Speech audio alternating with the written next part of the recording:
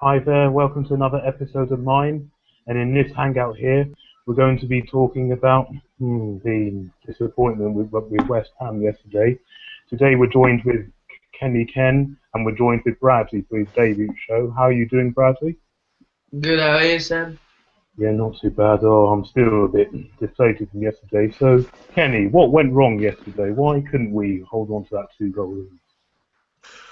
Reason why we couldn't hold on, said was the run of the reasons why we went two nil up.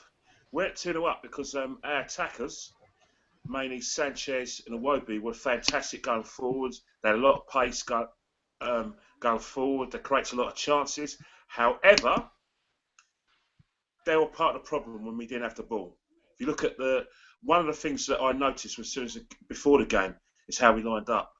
Because by playing Sanchez at right wing, what you're doing is that you're not negating the threat of Aaron Cresswell on West Ham's left and actually down the left.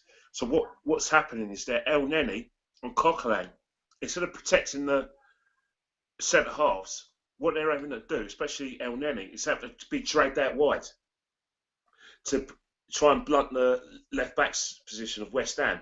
So what happens is that he leaves little pockets of spaces for Lanzini and Lanzini and Payet, and that's what's happened. If you look at the two situations when Lanzini went close, he was caught offside a couple of times. He was running at the spaces where our midfielders should have been, and that's how he made the run. So you look at the first goal, Aaron Cresswell hasn't so much time to make that cross, but the reason why he has that time is because Bellerin is at to come out of position to come and block the cross. So he doesn't have enough time to get there quickly. So it gives Aaron Cresswell enough time to put the ball on a sixpence. Second goal, same old, same old. Again, Gabriel was at fault for the goal. Not because first thing you do is that you clear the danger at the first offing. If you don't clear the danger at the first offing, then you give your attacker a second chance, ball goes in. Third goal, again, no tracking back. Alexis Sanchez has let runners go past him. Cross goes in. Monreal doesn't cut out the cross from Mikel Antonio. Far post. Gabriel again is caught napping. Ball goes in, and that's what's went wrong. The bottom line is that we can't get the balance between a defence and attack. A 2-0 up, you're going for the third and fourth goal. You've got to make sure you score it, because if you don't, then it doesn't matter how long you've got in the half. All West Ham needed was one goal, one bit of encouragement, and we're on the back foot, and that's what happens. Yeah, I understand that. And also, I was thinking that we didn't have to necessarily try and go for the third one before half time because 5 minutes or 3 minutes into towards half time, we just needed to see the game out. Just track back, defend, make sure we see it out at least till half time, and then possibly get the break. But no, it's because the back line is all over the place. Do you agree with that, Brad? What are your thoughts on that? Yeah, I agree. I think I was a bit disappointed in Bellerin a bit yesterday. He didn't have the best of his games, but I think this just comes with experience. Really, he needs to um, be more mature for a right back. But I think that comes with more game time. But yeah, he's getting as much as he can now. So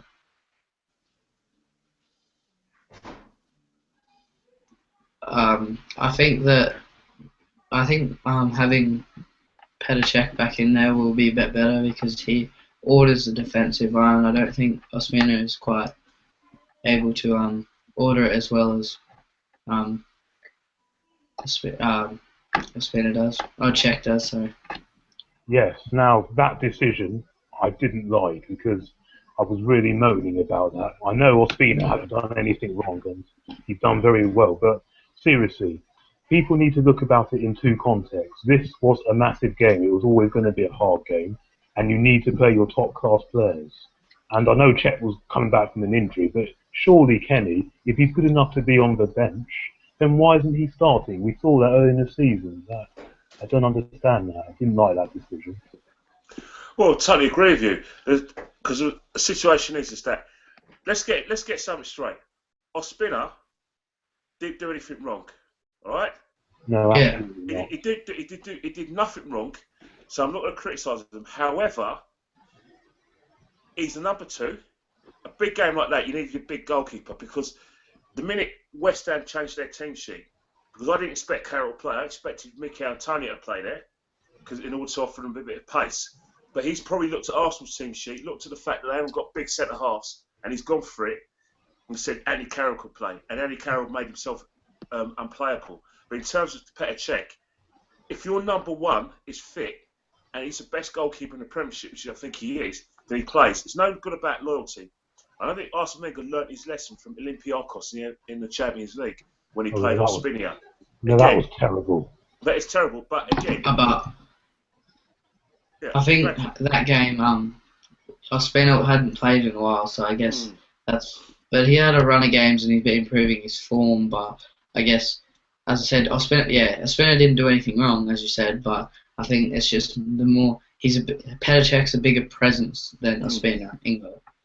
Yeah, and exactly. And the thing is, we've been crying out for top class people for ages and ages. And this really was a massive game. That just shows that West Ham, and where they are in the league, is no fluke. So surely it will make more sense to play your top class players and your first choice team. Surely, won't it? Well, I think if there's any if there's any positives to come out of the game, one of the positives is that we've got a strong bench now, because I think what's happened is that even though West Ham went 3-2 up, one of the things, the positives is that we were always going to get it back anyway, because if you look at the options we had on the bench, we could actually go for the plan B, i.e. Giroud holding the ball up, Ramsey to come on to inject a bit of energy in the midfield.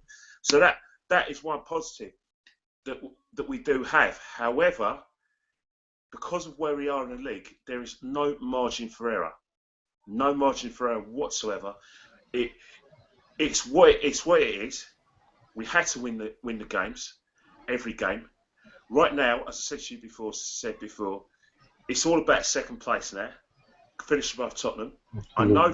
I don't want to finish behind Tottenham.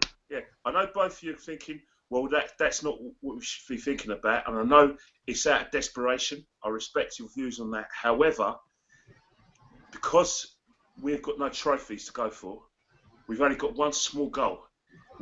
It's been 20 years since we finished last finished below Tottenham, and we don't want it to happen again. We're not going to win the league. No, it's gone now. We're not going to win the league. However, we've got 7 games to get 21 points.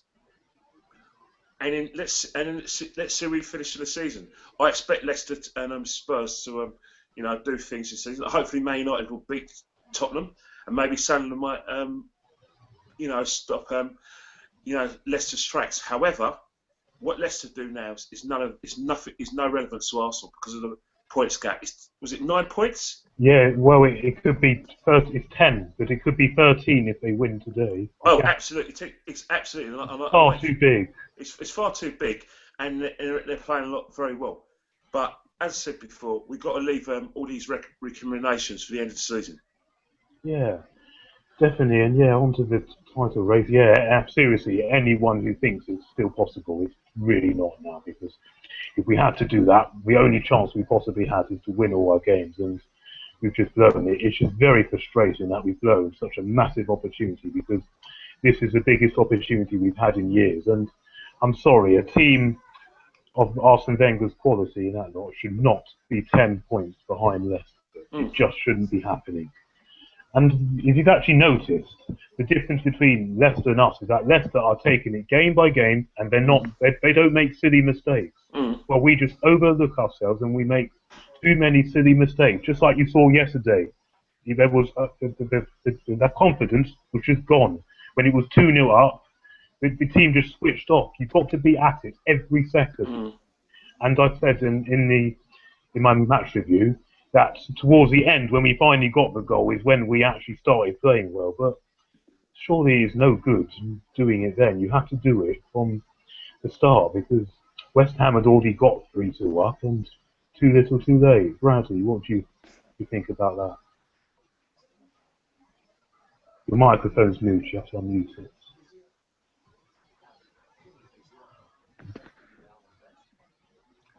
Bradley, your microphone's mute, you have to unmute it.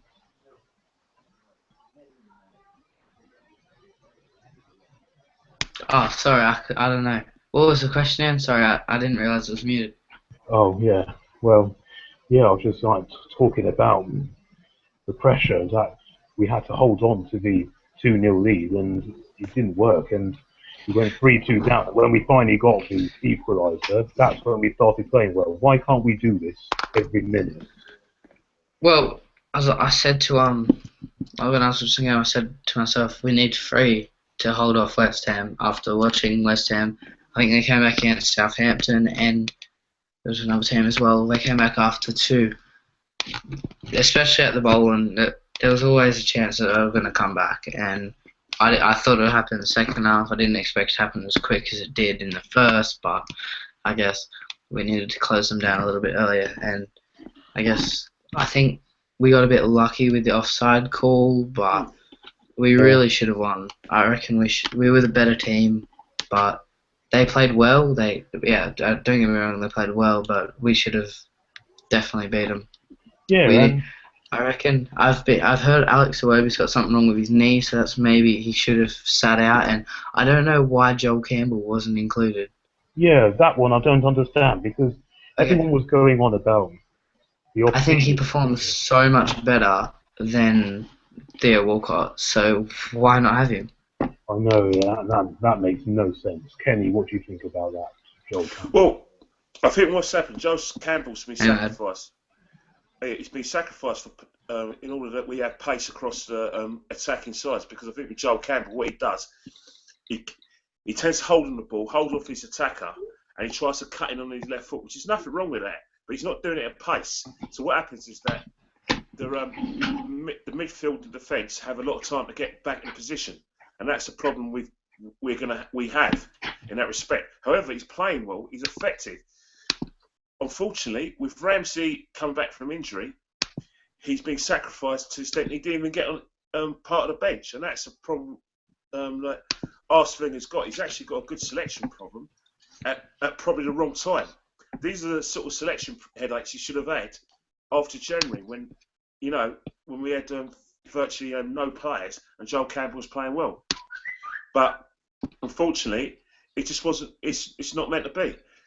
And it just asks the question. I think Joel Campbell, he better. I don't know. I just don't think he's catching Wenger's eye. I mean, he played well against Swansea. He played so well just leading up to this, and then as soon as he just hasn't been getting near the squad, and he played well in the first round of the game against Hull, the one that went to the replay. Yeah, that was it. Played well at that, but it's just he hasn't looked like getting involved again since pretty much then, and who knows why. That's a point, but I think that lies with Wenger because seriously, I've always said if the formula is working, you don't change it. And Wenger goes and drops them, then what's he going to do to his confidence? He's going to take it low, and now he's even not included him in the squad. And the likes of Theo Walcott, who hasn't been on form, Ramsey, who's only just literally come back to injury last week, made the bench. No disrespect to them, but seriously, I just don't think that's fair, isn't it? Well, the thing is, right, again, as I said before, it's all about hierarchy with Arsene Wenger and about the need to win. He generally believes that for Arsenal to win all their games, we need to be doing what Arsenal do very well, which is turning the opposition defenders, getting them defending on the back foot. And you can only do that with quick passing and pace. And that's why he's gone that way. He doesn't trust Theo Walcott anymore, because especially at the start, because Theo Walcott is playing with no confidence. I generally believe Theo Walcott's lost a yard of pace. I don't mean... Yeah. So, genuinely, he's not going to be able to give us the sort of running, attacking impetus that Danny Welbeck gives us. Danny Welbeck hasn't lost any pace despite his injury. And Danny Welbeck stretches defences. He's not a out-and-out goal scorer for Arsenal, although he is an out goal scorer for the national side in England. However, for Arsenal, he's not that. Yeah, I agree with that. I mean, Walcott, I think he style since he just doesn't change at all. Like you see, players Alexis goes through different playing styles. Ozil goes through different playing. Walcott makes the same runs all the time. And a few years ago, yeah, they were special, but now teams just know how to play him. He's not anything special because he makes the same cut runs that he has for the last 10 years. Yeah, you make a fair point there. Yeah. I just don't think that. Sometimes with Walcott, what I've noticed that sometimes he doesn't even know what to do with the ball. Sometimes he just does not have a clue. He's comfortable playing. He seems to be comfortable playing down the right. Because I think what's happened down the right, he can stretch defences and he can put crosses in. But again, if you look when he came on, he didn't. There were times when the ball went down the right, and I thought West Ham thought, you know what, we know what's coming. We're not even going to stop the crosses. We're going to just wait for the cross to come in, and we know we're going to basically cut it out. That has a lot to do with the fact that we brought Giroud on. Now, one of the things that Giroud should be doing as a centre forward is gambling, buying that ticket and hitting the box. What Giroud tends to do, he waits for the defence to probably miss the ball, then he has one touch and shoots. I've never seen Giroud, apart from maybe 2 seasons ago, attack the box, and that's something that's cost us. And there was a second situation with Alexis Sanchez. Oh my God! I know. He should have just shot. Yeah, we stretched that defence. Yeah, and I was thinking, right. I know you ain't got a left foot, mate, but for God's sake, mate, put your foot through it. Hit with your left foot, or if you because of your pace, the outside of your foot, and hit it early. And Adrian has got a decision to make. The minute he cuts in, then what happens is that the opposition went, thanks very much for that. We're going to get back in position. That was a chance to actually nick it. Yeah, I know. Even I couldn't believe it what I was saw at that moment. Yeah. These people are trying to have too much time on the ball. Far too much time on the ball. Yeah. If you look at the thing as well, one of the things that we've done yesterday, which probably counted against us as well, what people didn't notice, we were worried too much about Payet, about his free kicks, about his influence. Exactly. And what happens is that Payet get taking the ball. He actually freed Lanzini, and he actually freed Andy Carroll. The fact he actually sacrificed he actually had a good game without being too effective, because he made the runs, which allowed people like, Andy Carroll to get a bit of space, Lanzini gets some space, and most importantly, you've got to credit Slaven Bilic. He realised, he realised tactically he got it wrong by playing Mikel Antonio and Creswell as wing backs. When he went back, when he actually changed it and bet Emenike at right back and played Mikel Antonio on the right wing, when they went 3-2 up, they made themselves difficult to beat. And the only reason why we got it back in the game is when we brought our big hitters on and just went for broke and threw the kitchen sink at them. So Sam Bilic does deserve a lot of credit. Absolutely. Absolutely. And in my preview, I've noticed that it's not just Payet we needed to look out for, it was Andy Carroll, because seriously, he's a tall bloke, and when he's in that box and when he's on form, he can really deadly defensive. And we saw what he did. He absolutely destroyed that back line. Well, he shouldn't have been on the field. He shouldn't have been on the field. He shouldn't have been on the field. That tackle he done to Koscielny. Was that out at the start? It was a red card. It was a red card because simple reason. You not only have you've made one attempt, right, and you mistimed your tackle. When you make the second attempt, that's intent. That means you're kicking him, and it's a dangerous tackle because you kicked him. Thing, and that's the thing. Had that not been the first minute of the game, he'd have been off the field. And then he elbows Gabriel, and he's still on the field.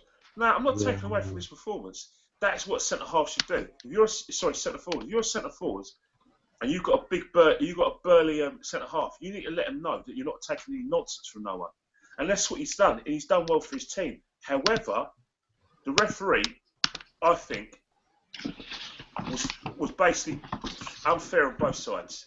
He was unfair on us in terms of the Andy Carroll situation, but he disallowed a couple of good situations for West Ham. Yeah. You know what I mean? Their first goal was definitely a goal. Oh, absolutely, yeah. Yeah. Well, that second one was a bit debatable. But... Yeah, but that says a lot about Arsenal, isn't it? Yeah, Dave. If you look at Leicester City, you're gonna watch Leicester City play against Sunderland in the next few minutes, right? Yeah. And what you're gonna see is some proper old-fashioned defending. You're going to see Robert Huth and Wes Morgan kick the ball at the rose edge. They're going to win every header. They're not going to try. No one's talking about them being ball players. They are old-fashioned centre halves, right or wrong. Definitely, and Now, yeah. If you look at the situation when Pai had that goal disallowed. The only reason why he had that goal disallowed, the only reason why he got in that position is because our defenders were trying to play football, trying to see ball out. Kick the ball at the rose edge, and that situation doesn't happen. Absolutely not. And also, do you think it's also the lack of leadership because we've been lacking leaders for years, and you think that's the lack of leadership that really cost us? Don't you agree, Brad? Like, on the subject of defenders, it's like I wouldn't play Murdersucker because I think he's past his use-by date. But then again, I think Gabriel does a good job. But sometimes I reckon he's a bit iffy. But like then again, Koscielny's not as good as he was at the start of the season as well. But I think Gabriel gets most of the heat because it's either Gabriel or Murdersucker. It's never brought into Koscielny. But I think that Koscielny definitely doesn't perform as well as he used to. No, that Koscielny isn't that. He is a very good defender, but he's not that type of player that shouts and commands and bosses the defence. We need a lot more. I think the biggest mistake of the game was taking off Coughlin, because I think Coughlin gives us like that extra edge of leadership, getting us inspires us a bit more. Like I can understand why Wenger did that, because usually what he does is he takes off Coquelin and repeats again when we're trying to get the goal and trying to attack. That's what he usually does. And to be fair, it kind of did work a little bit, because that's how we got the goal and started attacking. But seriously, you still need to defend properly, because in case West Ham were quick on the attack. Don't you agree, Andy? Well, no, I'll tell you, mate, you're right. I make you 100% right. But I think the way West Ham shapes up, when we brought all our attackers on, I don't think it was always going to be a situation where West Ham were going to try and hit us on the break, but they weren't doing it with much conviction, because you notice that when they were hitting us on the break, they weren't the bombing runners on, because I think even though West Ham needed the win, when it got to 3-3, we're the ones who had the attackers. We had the attackers. We had the players who were going to hurt the opposition. Basically, we played with 4 defenders and 7 attackers. You know, like 6 attackers, and we're basically playing a 4-4-2. And so to a certain extent,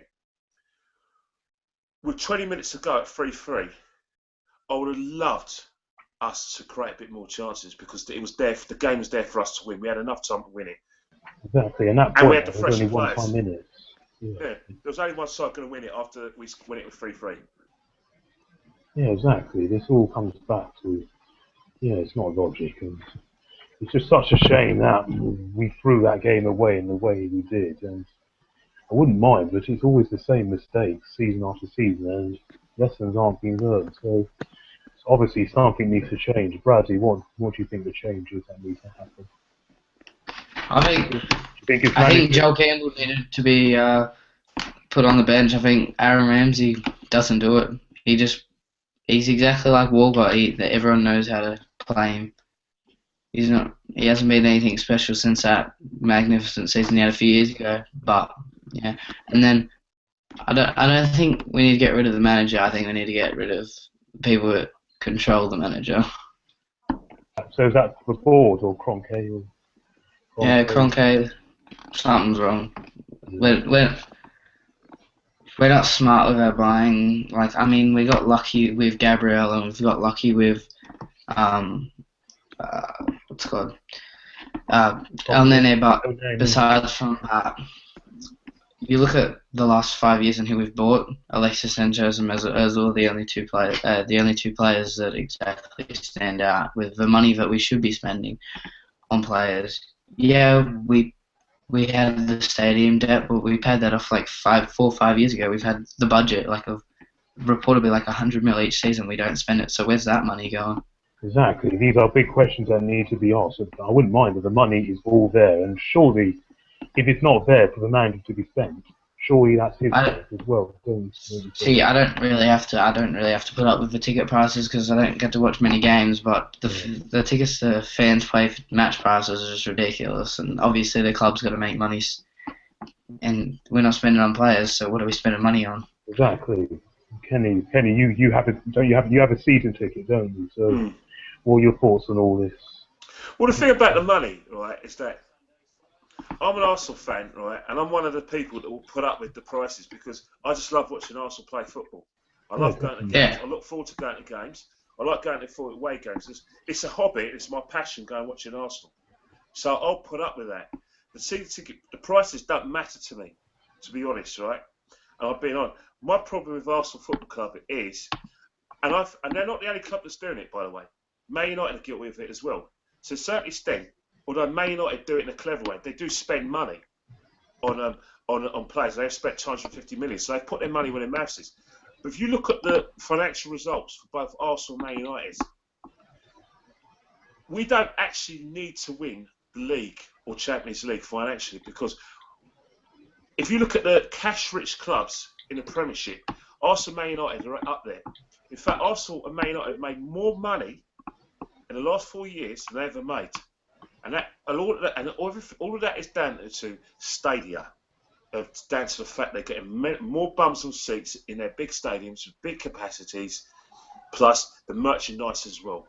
And that's where Arsenal, and that's why both clubs are catch rich, and that's why Arsenal catch rich. However, we need someone like unlike Stan Kroenke, who wants Arsenal to be both catch rich and have glory. Stan Kroenke I was only looking at Arsenal from a business perspective. Why would he walk away from a club that is catch rich, doesn't need to win trophies, but in order for him to make millions and millions of pounds, he's not going to walk away. The only way he'll walk away is if someone from the Middle East, i.e. someone other than Usmanov, makes him an offer he can't refuse. And that's what it is. Everyone says Usmanov. Forget Usmanov. All right? They're not going to sell to him. They don't want him to have anything to do with the club. What we need is someone from Abu Dhabi or any of the principalities in the Middle East to make all our board members an offer we can't refuse, and then we can do what Man City and Chelsea do and compete not just for the Premiership but for the Champions League. That's going to happen. That's what's going to have to happen.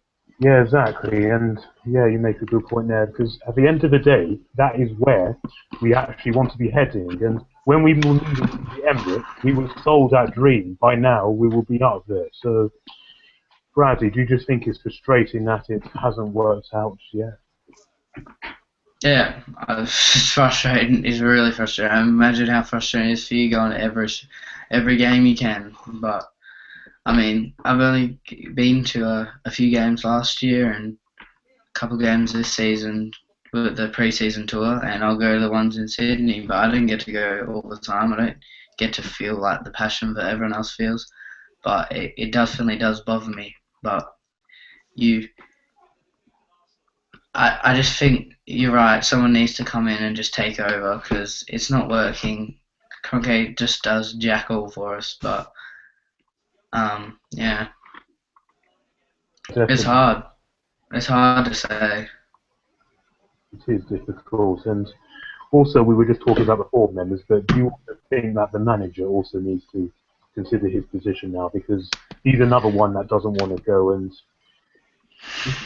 saying if you can't compete with the likes of Leicester and Tottenham when this was our big chance this season, which was just wasted, then you've got new managers coming in like Guardiola, Mourinho possibly likely coming back. Klopp's going to get his squad how he wants it. It's not a guarantee that Leicester will fall away because if they win the league, they'll be driving with confidence. And also, there's this new Italian guy going to Chelsea. So, seriously, do you think he's just going to be? Do you think he's also partly to blame as well for this? See, this is the first season that I've never wrote Wenger off, but I think I've stayed positive the whole season. But I think this year he needs to go. He's probably waiting for the season he wins the league and he's going to retire. But honestly, it's better him leaving now than us suffering with him. And if he really loves the club as much as he says he does, he should leave now. Absolutely. Absolutely, I totally 100% agree with that. What were your thoughts on that, Kenny? Well, I've been calling for Arsene Wenger's sacking for a good few years now, as you well Yeah, know. I know. Yeah, I know you And, have. and I've been very, very struggling with it. It's not personal, it's Arsene Wenger.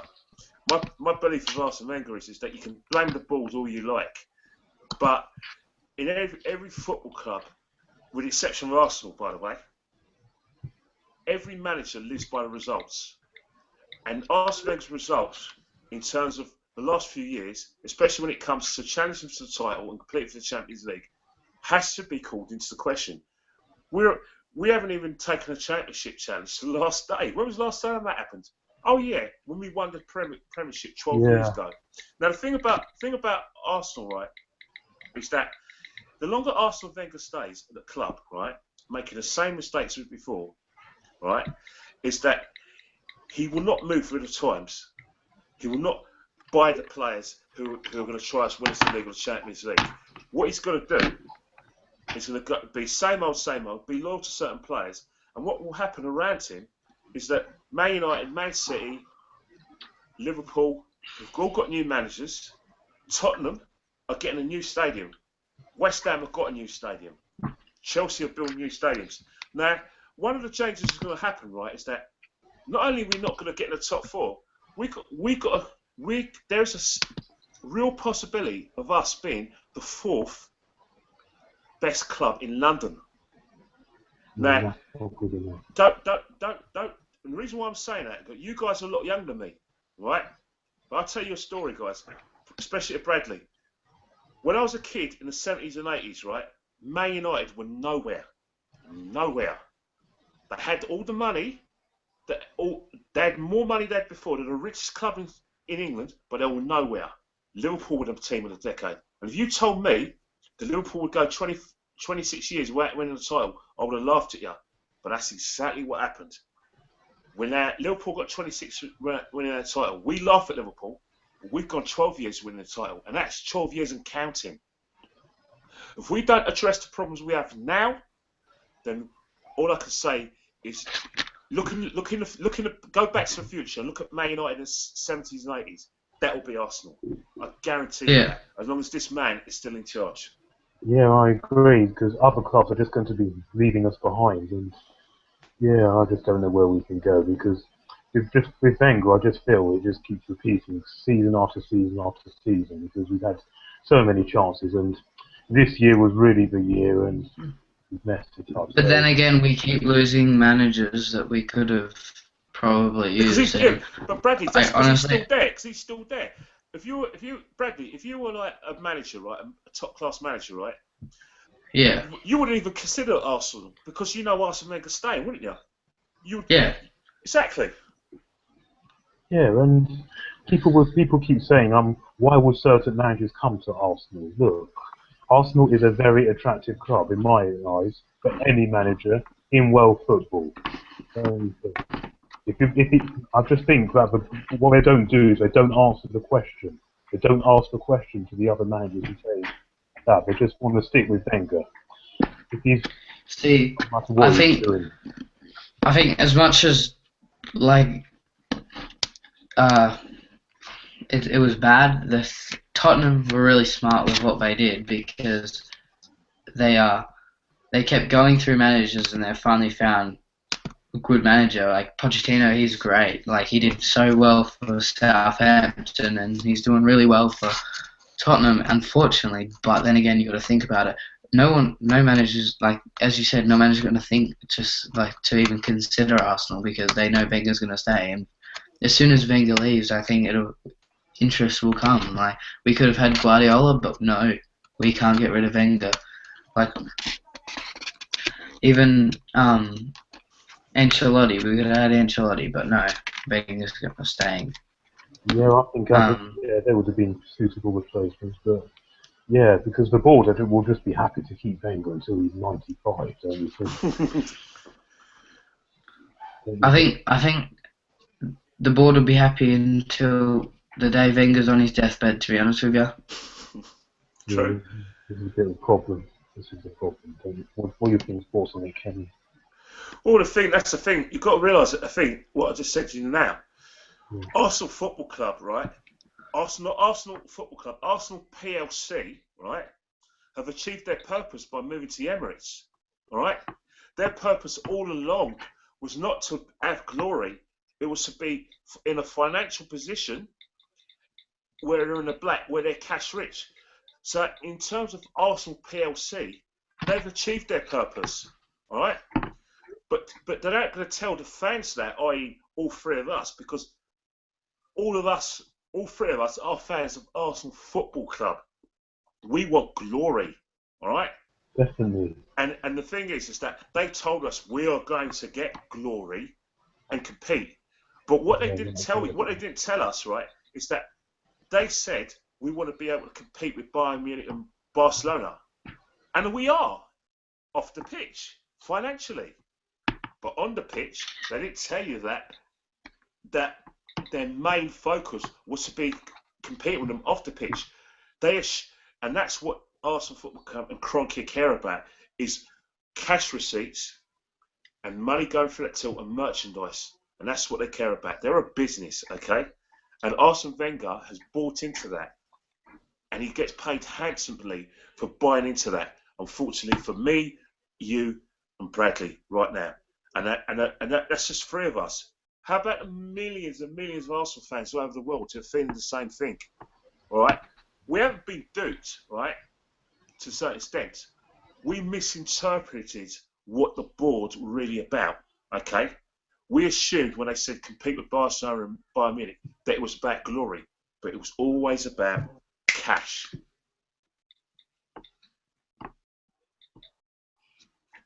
Take your mute off. Sure. Seb, take your mute off. Yeah, sorry. Yeah, I have to agree with that. What do you think about that, Brad? I reckon he's right.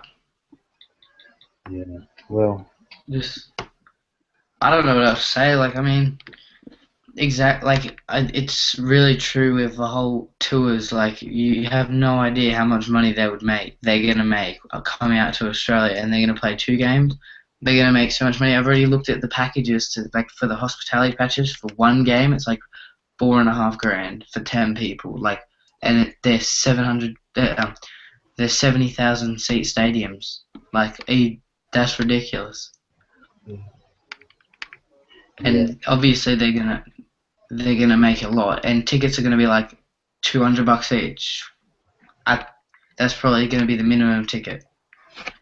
Like, pounds is probably gonna be like £100 each, but it's not exactly great. I paid less going to watch Arsenal versus Monaco last season, and it's ridiculous. Yeah, I can understand what you mean. Yeah. They are a business. You see the signs all over the stadium, Arsenal FC in Sydney. Obviously, you come here. They had a launch over here. They're making money. That's all they care about. The guy, what's his name? I forgot his name. The bald-headed guy. Gazidis. Yeah. He came over to Australia just to support it, and obviously they're just here to make money. It's ridiculous. We've been calling over here for it to happen for years, and you know what? They only want it because they're coming here to make money. Yeah, definitely. And they don't care about the fans. They just care about making money. That's all to say about it. That's it. I know. I can't agree with you more, which is very frustrating. You know. And now the fact that it's got quite bad now, we're now starting to see people like DT put up banners and that lot around, and you saw it again today. Well, Kenny, what are your thoughts on that? Do you think the banners are a good idea? Well, banners is like I said, they exemplify the frustration the fans are feeling. They've always been there, but what's happening now is that the realisation we're not going to win the league means that people weren't enough. It's like people are taking notice of the banners because unfortunately our main rivals, or the teams we think are our main rivals, are nowhere in terms of winning the league. So this is I'm just going to get a drink, guys. Yeah. Sure. So this is like the best opportunity we've had to win the league, and now what's happening now is that people who are fans of Arsene Wenger are blaming are blaming the fans and saying they're creating a bad atmosphere. They can say it as much as they like, but yeah, day atmospheres are created by players performing on the pitch and getting the results, and we're not getting the results. And unfortunately, Arsene Wenger has to accept that he hasn't delivered the title, and there's a highly likelihood that teams like Leicester, who finished was it 18th, 16th for the table, 14th for the table. Yeah. All right, we finished about 30 points ahead of them. Oh, we finished miles ahead of them. And then they're now going to win. They're now 11 points ahead of us, 10 points ahead of us. I know Spurs, that should not be happening. Spurs, we finished last season 10 points, 11 points ahead of them. The season before, we finished 10 points ahead of them. So they've now created a swing. But what Spurs have done, they've evolved. They've evolved. You know, they've got a good manager. He's got out the rotten eggs out of that team in Tottenham. He's got rid of the big money signings who are not doing for him. Yeah, and he's got he's basically right. He's got youngsters who believe in him. And that's what's happened. You know what I mean? Yeah, I know. I believe at the start of the season or this time last year, you wouldn't have even considered Leicester or Tottenham to be title contenders in any way, shape or form. Just that. Well, why not Leicester? Why not Leicester? All right. Let's get the stats in, right? Leicester City, right? Since March, right? Last year, have won the most games in the Premiership. They're only carrying on their form from last season, Seb. Yeah, they are. Oh yeah, because they went on that mad winning run, which actually got them completely out of jail. They've only lost 3 games all season, and both of them were to us. 2 of them were to us and 1 was against Liverpool. Yeah.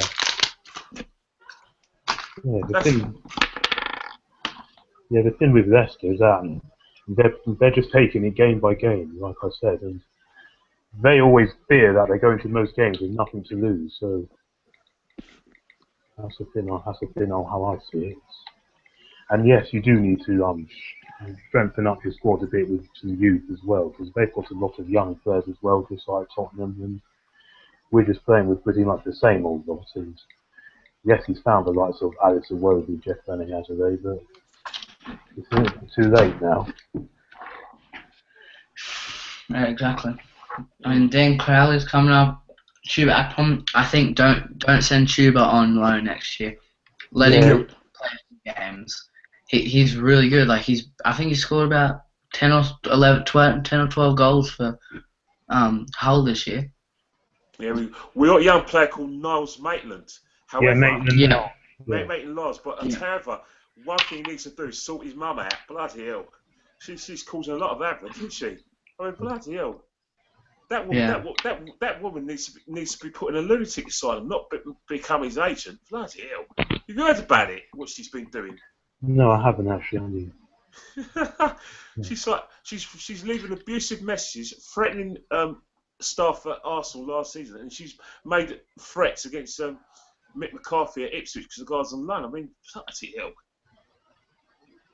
It's one of those things, you know what I mean? Yeah, that's ridiculous. Yeah, it doesn't sound good. Yeah. All right, guys. Well, how long are we going on from now? Shall we wrap it up there? Yeah, definitely. I want to watch the football, mate. Yeah. Fair enough. Yeah. Me too. Yeah. Hey, Bradley, it's nice to meet you. I wish You too, mate. I know you're in New South Wales.